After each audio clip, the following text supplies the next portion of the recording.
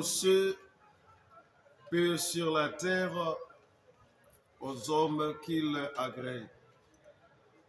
Bien-aimés, tozoleka na liloba na Nzambe, kolwa pambola biso nyonso esika ezwami biso.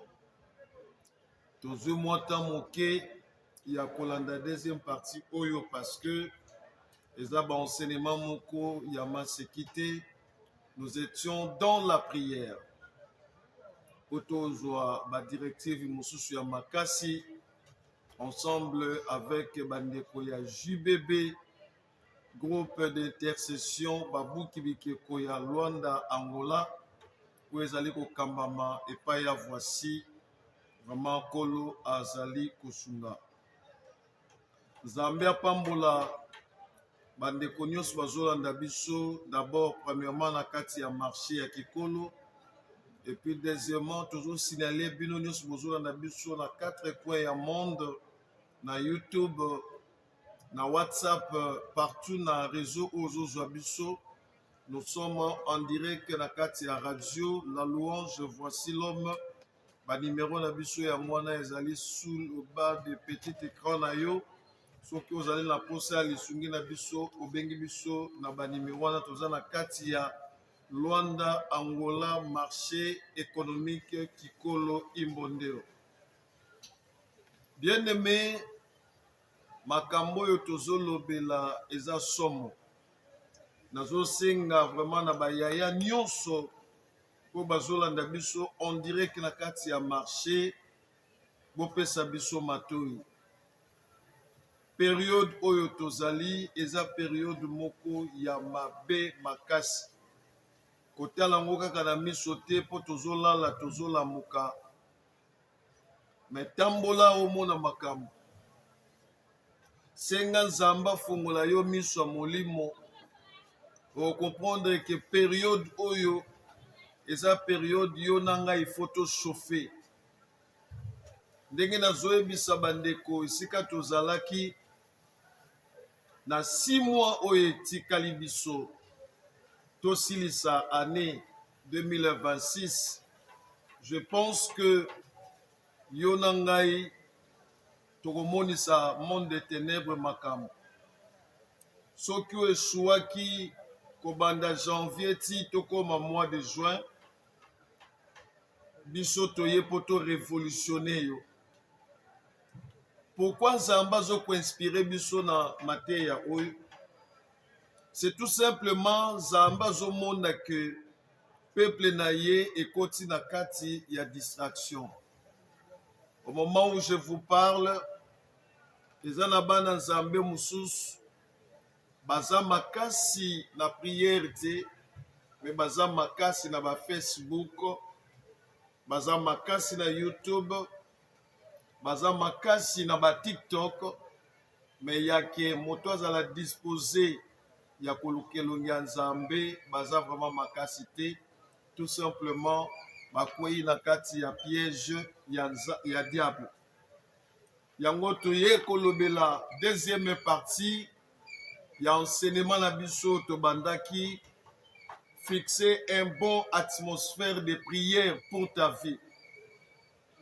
Bien-aimé, tolobaki que le diable oyo azali adversaire na biso. Je tiens d'abord à signaler bandeko o bazolanda biso na musika comme na pembeni. On ne fait pas la publicité à diable. Même si on tali na kati ya Bible, puisque bandeko muso abenga biso abia voici, est-ce qu'on va enseigner biso makambo yo kombo diable ezate? Non, ça par rapport à thème. Lorsqu'on parle de la prière, on voit directement notre Seigneur, notre Dieu. Et pourquoi nous parlons de la prière? C'est parce que il y a de mains noires. Ezali ko zangisa kimia na vie ya bana Nzambe. Ezali ko komisa bana Nzambe na ba incapacité à atteindre l'objectif na bango. Alors tu ne peux pas combattre l'ennemi sans pour autant oyeba stratégie na ye ezanini. Nzela na ye azoe les anini. Même na kati ya mboka na armée, tomonaka soki mboka li ko s'engager na kati ya bitumba etindaka baoyo tobengaka na terme militaire ba espion. Ba espion wana bakokende koespionner mboka ya monguna, bayeba mode de vie na bango, mode de travail na bango, pour que bayeba ko combattre bango très bien. Et eza makambo nyonso omonaka esalamaka na se ya mabele eza na kati ya Bible euta na Bible. Même soki otali ba Gédéon, ba Josué, batindaka mpe baespion. Pourquoi Josué atindaki les 12 espions bakende koespionner terre promise? Pourquoi Josué atindaki baespion bakota na kati ya Jéricho bakoya epai ya Rahab? Lelo yo lobi ke non tosala publicité ya badémon to ya Satan. Non, c'est manque ya connaissance que mon peuple est détruit. Bien aimé dans le Seigneur, monde na biso et comme na niveau moko, je ne sais pas comment expliquer. Okondi mate ke mutu akosala yo mabe, ye moto akosala yo mabe. Ozolia na ye de fois, ozomela na ye de fois. Ndenge balobaka na lingala, moto abatami yo aleki yo na mayele, moto abatami yo aleki yo na makasi. Mais soki moto wana azobatama yo azosala yo mabe, mais Bible ezoloba na biso quelque part na Jérémie chapitre 33 verset 3, invoque-moi. Cela veut dire quoi? Priez-moi l'Éternel. Est-ce que vous comprenez? Invoque-moi, priez-moi l'Éternel, je te montrerai des choses cachées. Moi, je pense que molinga mi ozolandanga sikoyo na ba téléphone, na ba accessoire, na ba conteneur ya bandeko ba vivre, ya ba divers, ba lekinzela to bandeko bozolanda biso na bandako na YouTube, na WhatsApp. Moi, je pense que ceux qui kolo Yesu afongoli yo miso ndenge afongoli babiso yo, alakisi yo mokili yo ndenge ezali kotambola. Tika nayebisa yo, eza na baeglise mosusu okota te, eza na bandako mosusu okota te, kaka wenze na biso ya kikolo okobanga kotambola, okobanga kotambola. Okomona pena moto asimbi Bible azoteya, bazobenga ye pasteur, prophète. Yo zomona mosali a telemi na chair, nzokande un dinosaure, un dinosaure, un dinosaure. Bien aimé tozomona ngona ba film oyo bandeko ba Nigeria baolakisa biso ya kozomona bato bazotambola, mais moto azotambola na moto azomona ye tazomona kaka azotambola na mwasi moko kitoko, aomona kaka otambola na mobali moko kitoko, mais moto mosusu aza pembeni tellement aza na vie ya prière, azomona moto oyo azotambola na esquelette, azomona moto azotambola na fantôme. Je pense tozolanda yango na ba réseaux sociaux. Yango wana kolo apesi biso enseignement oyo. Toye nango po to révolutionner libota na Nzambe. Actuellement lelo bien aimé, eza na basali ya Nzambe, eza na bana ya Nzambe, bazosala makambo ya Nzambe non pas par révélation, mais il fait des choses de Dieu par rapport à expérience, des fois par rapport à grâce. Abosani ke même Bible lobi la grâce est trompeuse.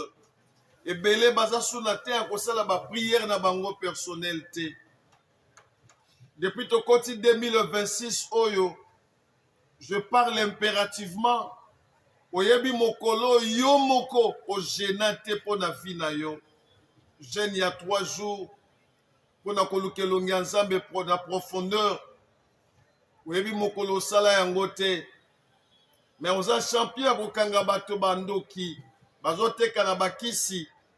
Mais laisse-moi te dire, il y a des enfants de Dieu, oh bazali à vertu, oh bazali lié na katia vie à prière intense, oh bazo gérer atmosphère na bango ya prière malamo, baza grandement béni, bango ane ba otsa o des fois na confusion. omonake bazosala na kisi, bazoteka na kisi. Bien aimé, le temps est arrivé, selon 1 Thessaloniciens chapitre 5, verset 17, oyo Bible lobi, priez sans cesse. Pourquoi nous devons prier sans cesse? Parce que nous sommes entourés par nos ennemis. Bien aimé, diable azalaka adversaire ya nzambe te. Mais diable azali adversaire ya biso bato. Et diable a disposé la biso bato ba gère ya ba démon, ya ba sorcier pour na ko contrôler vie na biso. Mais des fois nzambe permetaka pe na bana na ye mosusu bazala na vie ya salité, bazala na monde ya diable, ba découvrir makambo yo ezoleka na monde wana. Pour un jour l'air akokutana puissance ya nzambe ndenge Saul akutanaki na puissance ya nzambe, azalaki na ténèbres, azo persécuter église. Mais tango nzambe ekofrappe ye, akomi Saul, akomi Paul, pardon, abandi kotalisa ba secret ya makambo ya mona. Yango moni aza le seul apôtre avant le Seigneur Jésus-Christ physiquement boyete, mais azo ba révélation koleka na ba bavandaki na ye parce que aniokolaki biso makasi pe azalaki na monde ya diable. C'est de même, il y a un sorcier oyo asungi biso kopesa biso révélation ya ndenge nini ye azalaki chargé epai ya Lucifer, le diable, le serpent ancien, mpona kolandela vie ya bato, koenvoûte bato bakota na vie ya prière te. Nzoka nde bolembu na kati ya vie ya prière ezalaka pe moko na baservice oyo diable asalaka au travers bapio na ye atia lokola basorcier na badémon. Lobi na prière tobandeki kosala na 12 heures na ndako, mama na nga moko nzambe apambola ye azwi révélation alobi il y a aussi des démons qui travaillent. Ndenge tobandeki kotravaille na bausine ya babrasserie à l'époque, toujours travailler de 6 heures à 14 heures, de 14 heures à 22 heures, de 22 heures à 6 heures, parce que j'ai eu l'occasion de travailler dans Inibra. Bien aimé, 22, 6, 14, 22, 6, 14. Donc, une prise vie de Koti Kalate. À tout moment, il faut relais Zalaka. À tout moment, il faut changement Zalaka. Parce qu'il faut hésiter et fonctionner à tout moment. C'est comme ça que le monde des ténèbres travaille. Au consomme la makasi pendant les jours. Na bouton obité na pema. Mais bango bazo pema te, bazo coopérer. Pour Zambé, ayak à tout moment d'intervention à vie na yo. Ezo sengata la intention, ata la volonté na yo. Est-ce que vous en avez vie à prière? De quoi na zoe bisabiso attentivement, il faut bana Nzambe bayoka. Alobi, azalaki na mboka moko songolo, il a fait 12 ans. 12 ans na kati ya sommet ya libulu ya bandoki. Na mboka wana ya Nairobi. Alobi na 12 ans wana, mosala na ye ezalaki ya ko surveiller kaka ba prière pe ya ko bloquer. Ya ko bloquer. Yaya landa. Yaya pesanga litoy. Ya ko surveiller ba prière pe ya ko bloquer. C'est là où je me suis souvenu.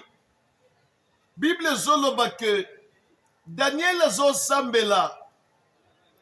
Mais dès les premiers jours, Zambé azo ko exaucer prière ya Daniel. Et Zambé azo mandaté ange Gabriel aya ko pesa Daniel keni ya prière na ye. Bien aimé likambo e kamusaka pe bangisaka ngai. Soki e bangisaka yo te lelo ko bangisa yo. Ange Gabriel azo uta likolo esika lisumu ezate. Azo ya na manda ya Nzambe. Mais azo koma quelque part, bazo bloqué ye. Bazo bloqué ye. Pose-toi la question. Leur ange Gabriel azo quitté la Daniel. Azo benga Daniel, homme fidèle de Dieu, bien-aimé même. Dès les premiers jours, Zamba exauça prière na yo. Mais nazala qui bloqué la likolo na mapata et pas ya roi de Pex. Avandi singa na mabele. Ange Gabriel a sumuka place nini. Lorsque Christ a zobenga diable, le prince de ce monde, ne blague pas, Yaya. Ne blague pas. Lorsque Zambé Yemokwa Zoloba, dans Apocalypse 12, je crois dans verset 7, il y a guerre dans le ciel. Satan a sali chimfundu likolo, ba précipité dans ma belé. Mais Zamba Zoloba nini. Réjouissez-vous, cieux, et vous qui habitez dans le ciel, mais malheur à la terre et à la mer, car le diable est descendu vers vous, animé d'une grande colère, sachant qu'il a peu de temps. Qu'est-ce qui fait que le diable n'a pas colite naïe, va combattre Ibiso, va affaiblir Banazambe, vie de prière à la malongate, communion malongaise à la terre, afin que va boire comme envoûtement. C'est tout simplement parce que diable alingi azala ye moko na lifelo te. Nde ozomona ndeko azoloba mosala na ye ezalaki ya kokontrole, ya kobloke bapriere ya bato, ya kobloke bapriere ya bato. Bien aimé, nazolinga esika yo ozali consciemment par là, on se pose question na mutema na yo moko. Est-ce qu'actuellement yo oza na vie ya prière? Yo oza na vie ya prière. Simba eloko na mutu na lobaki timing to pe likambo ya temps eza likambo ya royaume spirituel. Soko yebi ko apprendre ya ko frapper na ba 3 moments précis te ba opération na yo nyonso kokweya.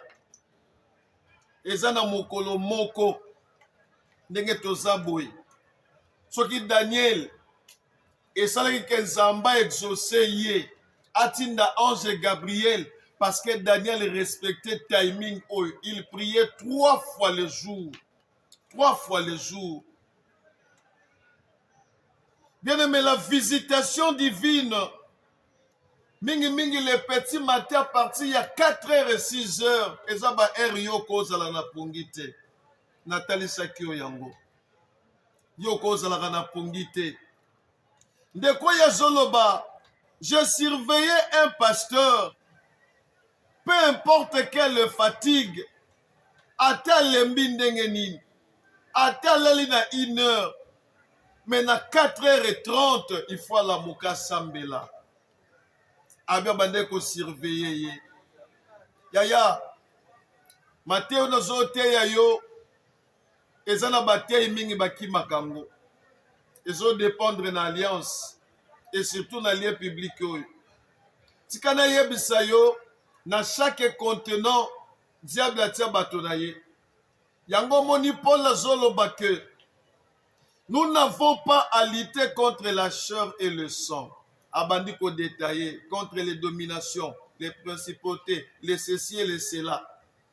Tikala ko yeba que na chaque balabal, diable atia ba démon na yeba contrôlable.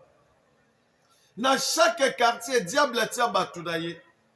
Des fois même dans chaque mapangu ya batebele, diable a telebisa bat. Il y a des gens qui nous contrôlent. Il y a des démons qui nous surveillent. Oroka molingo sala likambo. Oyebisi mutute mo comprendre te likambo webibi pa ya bat. Parce qu'il y a des gens spirituels qui vous contrôlent, bien-aimés. De quoi zoloba?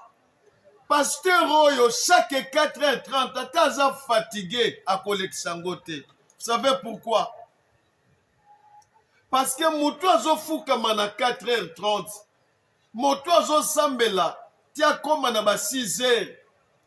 Azozwa possession ya journée na ye. Bien aimé, je vous en prie, Nasena Moi Oyo, Oyara Rotika Motote.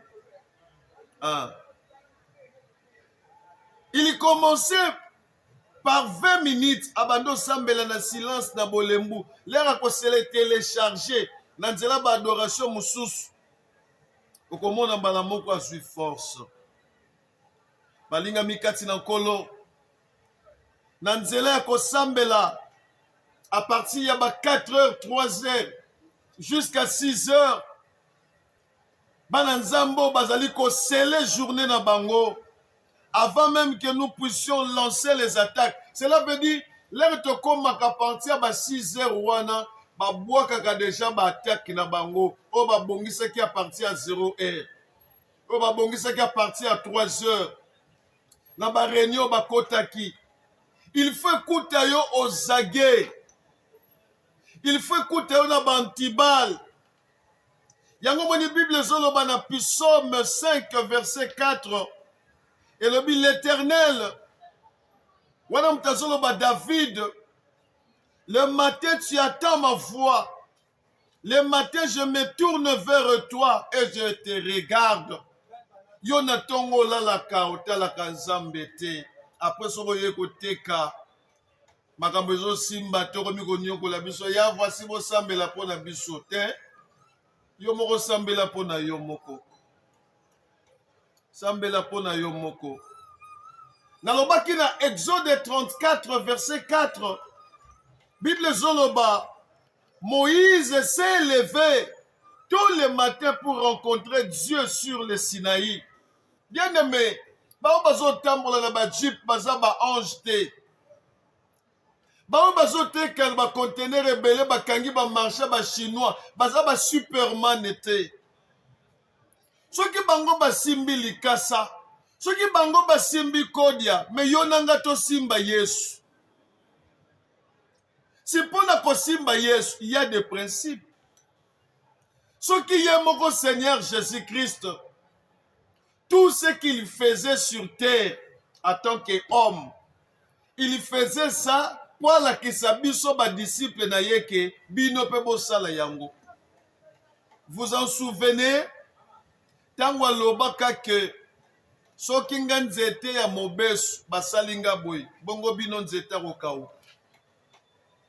Ça dit Seigneur Jésus abane ko enseigner biso ke nyonso ya zosala biso pe tosala. Dans Marc chapitre 1er verset 35, Bible zoloba, Jésus lui-même, vers le matin, pendant qu'il faisait encore très sombre, il se leva. Yaya, Yesu ye moko ba demo ba kokokate.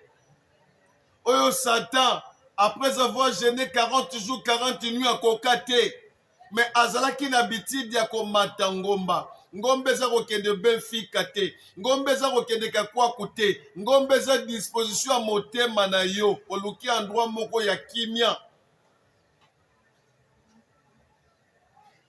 Il sortait, allait dans un lieu désert.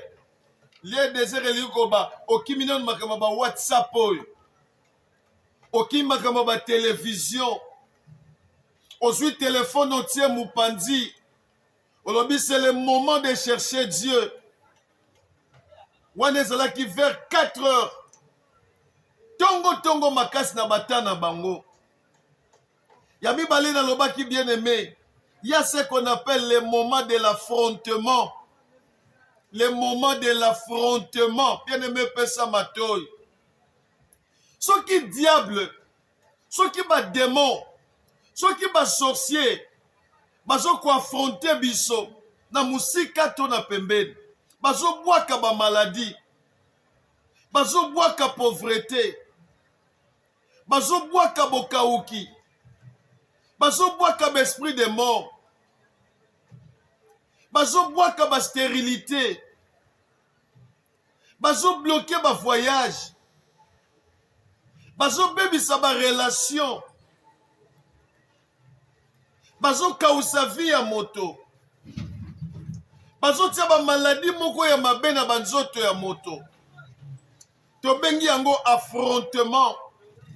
Yo pe mwana nzambe esengeli olata ba arme. Yo pe affronter bango.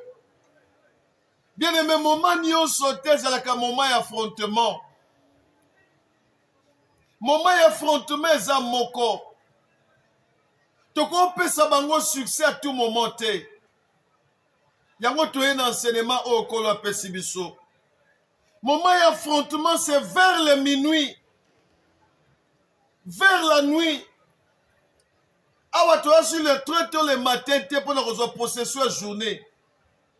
Maintenant on a zola mukana 0 heure ndenge na sala kilobi. Et ça pour adorer Nzambe te.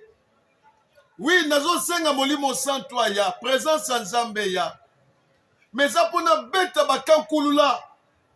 Et ça pour beta bayana. Et ça pour papa ya ko papa. C'est le moment de l'affrontement, bien-aimé. Moment de l'affrontement. C'est là que nous tenons.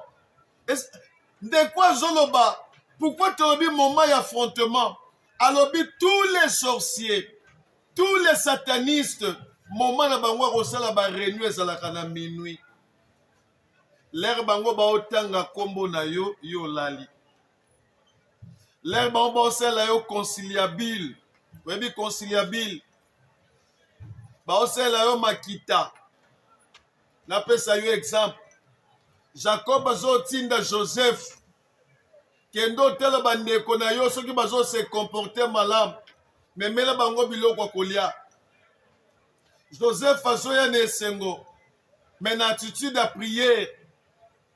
Mais bandeko bazo mona Joseph musika. Basaleli conciliabile. Basaleli likita. Balobi oyo tokolia ye tozo boma ye. Totala soki bandoto na ye kokokisama. Joseph azoye bate azoya normal bana mama nanga bangwana. Mais kuna réunion c'est salamak. Nde à partir ya minuit nde koyo sorcier azoloba. Soki bandoki ya mitema malamu bazolanda biso bo apuye nga na mate. Boloba ke ya voici zoloba solo. Bo apuye nga na mate.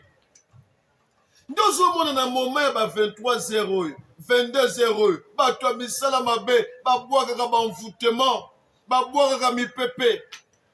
Wana pe yo mi kam o mi bamba mi ne toko, o mi bamba mi na canapé bi stoka sad. Nazaya kolemba. Je suis fatigué tellement, j'ai travaillé beaucoup, hein? Ndele yo zola la wana na réunion bazu mobali ya butu batindi. Bazui mwasi ya butu batindi. Ndenge leri yo zolala wana. Bazui ndaku na yo ekomi stade na bango. Baye ba beti bale butu mobimu. Baye basali ba réunion butu mobimu. Moutazo beta lisolo c'est un sorcier. Ba vrai bandoki bazola nanga bayebi ke ya voici azolo bazana biso. De quoi zolo ba je me souviens. Ezala ki na couple moko. Tolinga to détruire bango.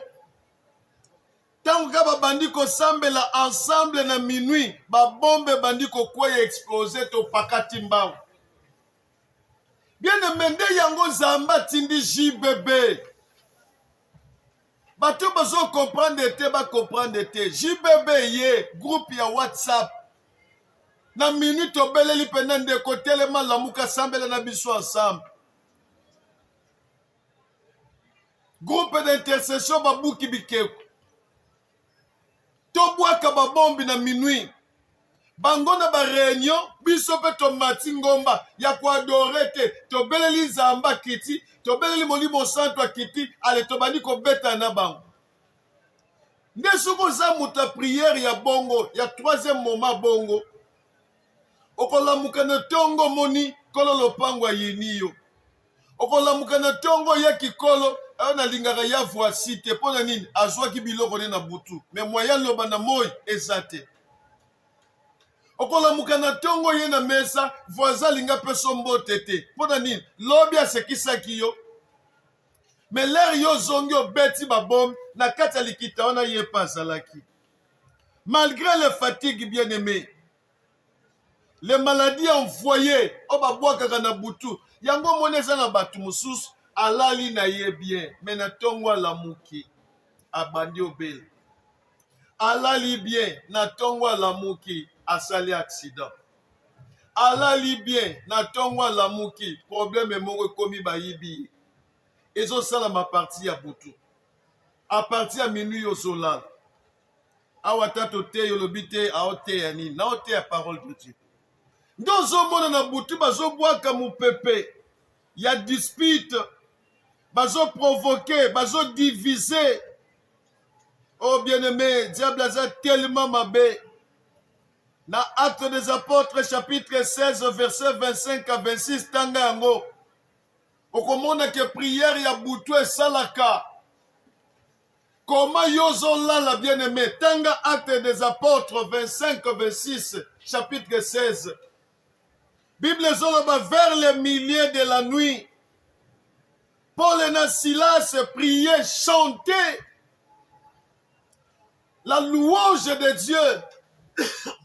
Ndenge tosali lobi ngana bana na kati ya chambre to bandi koyembela Nzambe bato bayebi ete nazalaki nango lobi basali me nalamuki na tongo grâce ya Nzambe tension elimwe grâce ya Nzambe bamalaise elimwe ngai yo nasimi mikro nazoteya apolo balanga natika prière à butu bien-aimé JBB ye tolobaki tokoafronte bango toye mobondo bademo gentil nyonso babatamaka yo problème eza te tokotela bango prière à butu bien-aimé tremblement de terre esalama prière à butu efongolaka baporte na Luc chapitre 11 verset 5 à 8 Bible zoloba Jésus enseignait les persistances à travers l'ami qui vient frapper à minuit. L'ami qui vient frapper à minuit. Nayebi maman moko na yebi ye. Mobali ne bengaka ye foloko. Mama wana na yebi ye. Mobali na bengaka foloko. Foloko po na nini? Mobali zo benge foloko po mama wana alalaka suna mbetu te. Ayebisi papa soko lingina satisfaire yo problème ezate menga na mbetu te. Ye komaka muke eyamba moto. Muke eyamba moto. Parce qu'il a compris que vina ye sans prière à zéro côté. Yaya, la prière sauve. La prière protège. Bisoba oyo sans prière, maman Chantal Mawatro. Troisième point bien-aimé. Napesa yo troisième forme de prière. Diable combataka biso à partir ya ba air. Monde zo fonctionner à partir ya ba air. Oroka balobi kene na 0 heure na cimetière. Kene na air boye o sala boye. 12 heures sala likambo boye. Soki oyebaka te 15 heures oya biso ezalaka air ya prière. Yango na JBB ye. Et même na prière.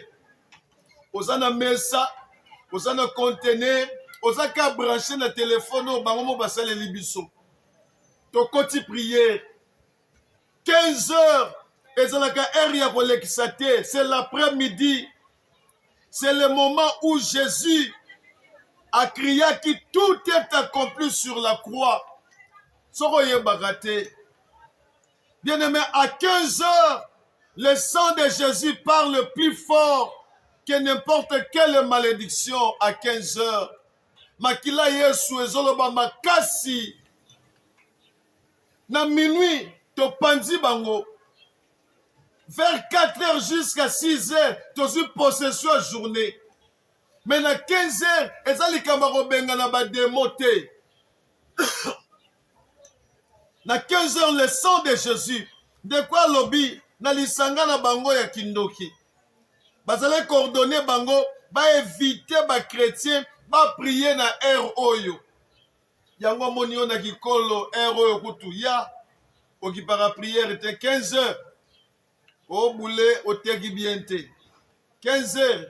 Au boulé na moradu na yo 15 heures. Nzoka nesi ba bouakeli yo mupepe. Ndeko ya sorcier lobby. Mission na bango na ba 15 heures. Eza po ba distraire peuple. Ba yeba resembela te. Est-ce que ato sambeli? Base ya prière ne revende sur base de quoi? Alobi na observa ka mama moko kombo na ye Furaya. Mama wana Furaya. Azalaka na mwana na ye moko to komisaka esclave ya drogue ya diamba. nzoka bato bamelaka badrogue badiambe ebele bakoma baesclave yango omoni yo kokotika te mpo demo wana akanga yo maboko akanga yo makolo omonaka ngo lokumu oza sous contrôle moto abongo vi na ye ekendaka mpe liboso te sorcier azoloba mama wana mwana na ye akangama na drogue tokomisa ye esclave me yoka témoignage balobi bazokontrole ndako ya mama wana parti ya mwana wana drogueur lokola mama mpe avandaka na ndako wana pendant 3 mois soki ekomi 15 heures pile mama wana kosarete nyonso abandi kobelaka le sang versé le sang de Jésus na ere wana azobelaka makila Yesu azobelaka le sang versé mon fils est libre le sang versé nous avons tout fait pour le décourager babi tosali nyonso mpo todécourager mama wana mais mama wana na 15 heures abandi koluka libération ya mwana na ye mpe abandi kolashe te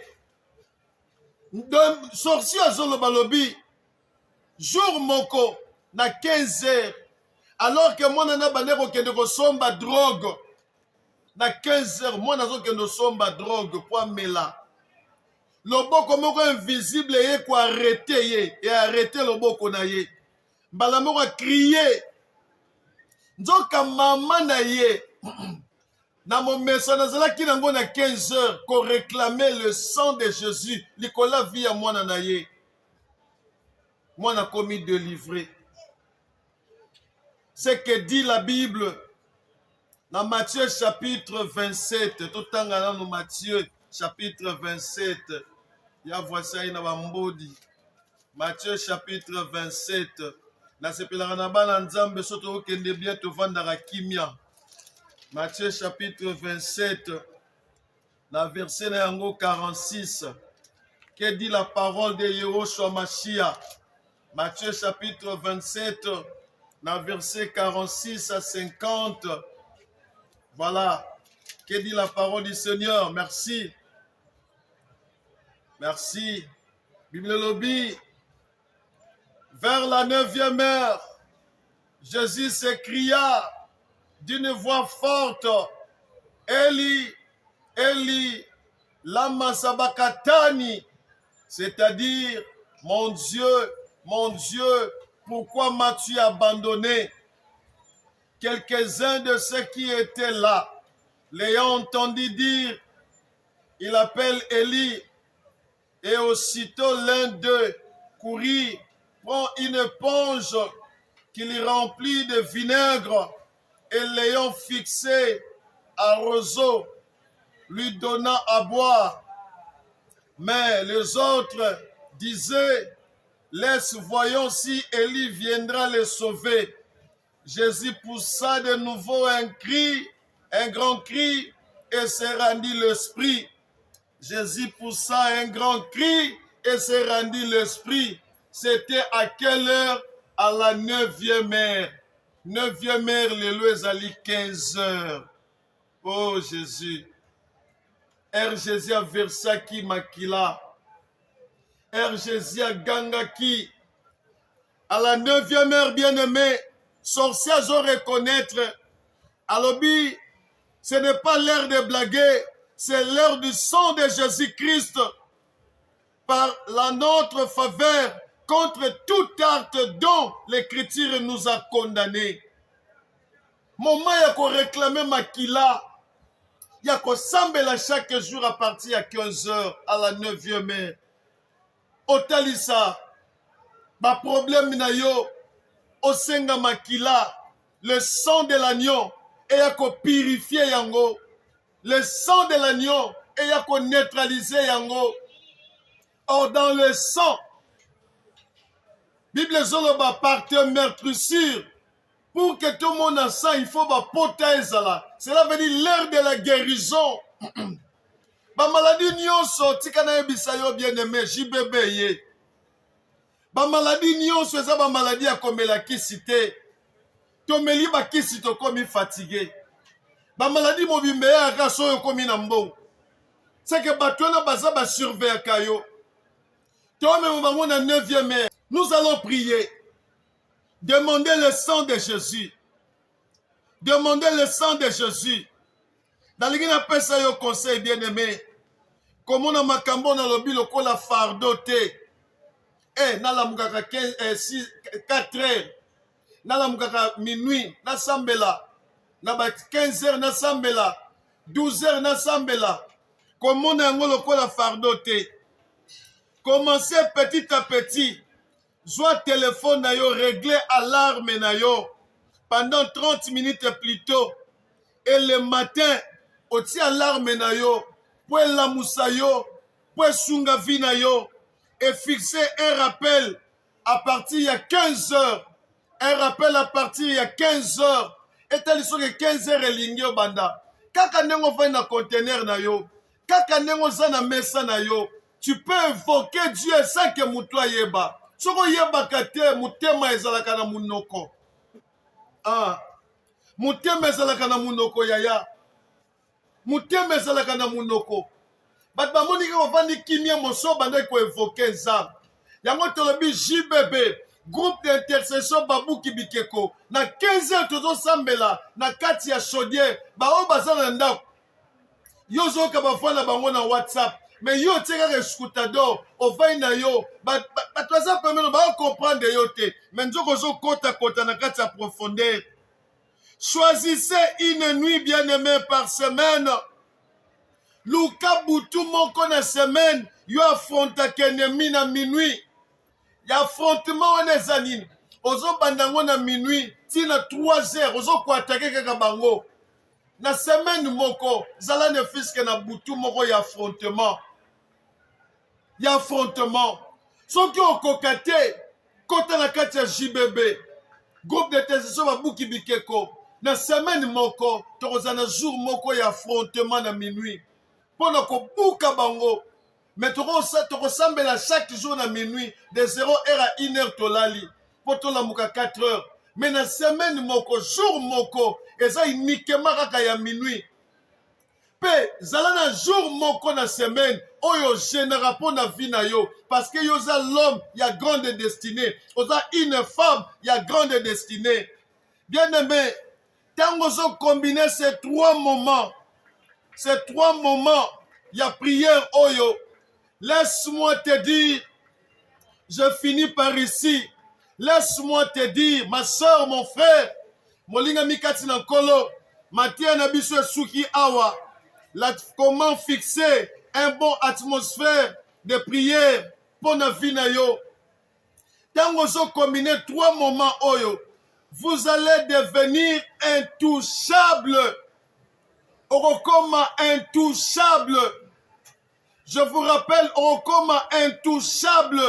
Ce qu'on sait là, 3 moments où il y a prière dans la journée. Orokoma intouchable dans le monde des ténèbres. Baninga et Daniel. Basepela qui n'élévation à Daniel te. Balukela qui est mitif. Bakero kosele makambo pa ya roi. Eza ndenge na bango. Yango moni na bakikolo. Bakosela kabiso makambo. Ceux qui bazo koselo makambo trouver ngo normal. Eza étoile na yo. Eza brillante étoile na yo. Ndezo sala ki ba koselo makambo. Mais ceux qui ozo fixer, ozo combiner ces 3 moments. Ya ba heure oyo na ba prière. Ya ba que vous devenez intouchable. Bako finga yo me bako simba yo te. Bako tonga yo me bako simba yo te. Soko zondi matenga na ndimi amen na place na yo. Bako simba zoto me molimo no bako simba te. Passage le que le malheur atteint souvent les justes et l'Éternel en délivrera toujours et rekokisa mana vie na yo. Bien aimé, fixer atmosphère y a bien na vie na yo le matin. Prière à tongo eza poto bongisa atmosphère ya journée na biso. Et pour na détruire ba plan na bango ya ba ennemi na biso, c'est vers le minuit. C'est vers le minuit. Et pour nous libérer la miséricorde de Jésus, la miséricorde de Dieu, c'est vers 15 heures à la 9e heure. Wapesika lobaki, Eli, Eli, lama sabakatani. Tout est accompli. Ayoki posa mai ba pesi éponge ya vinaigre. Tant ozo sambela na 15 heures, ozo tala pe liwa na ye. Otala ndenge rideau à temple se déchiraki. Otala ndenge moyo disparaître que molili ekoti. Ay tu demandes le sang. Mamoyo atikaki mwana na ye te. Chaque 15 heures, abande kosenga libération mwana na ye. Alongwa na kati esclavagisme ya drogue. Pe alongwaki. Ba sorcier ba témoigner ki yango. Et bongo pona yo ba ko témoigner te pourquoi. Laisse-moi te dire au nom de Jésus-Christ. Au nom de Jésus-Christ, que vos prières, oh kosala, ezala na 12 heures, ezala na 15 heures, ezala na 4 heures, jusqu'à 6 heures, ezala na 0 heure, que vos prières, oh yo kosala, et comme un missile, et détruire, ba sorcier, na misala na bango, ezala ba oba lokaka yo, ezala ba oba kombataka yo na kikolo, ba prière na yo, au nom de Jésus-Christ de Nazareth, ezala ba missile, et panza bango, dans le nom puissant glorieux de Jésus-Christ de Nazareth.